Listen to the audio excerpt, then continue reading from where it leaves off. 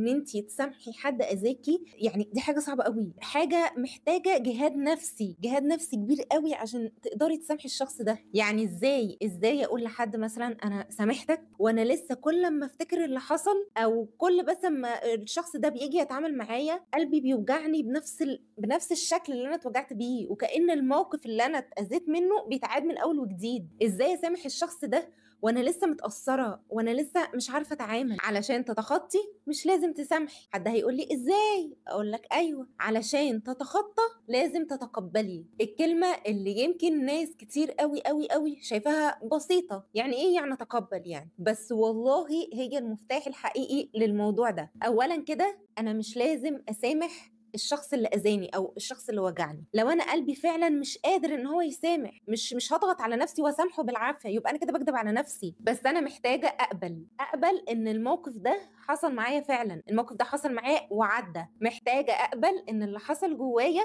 محتاج وقت عشان يتصلح. محتاجه اقبل ان في حاجات مش هتتعدل تاني ومش هتتصلح تاني، بس انا برضو هكمل.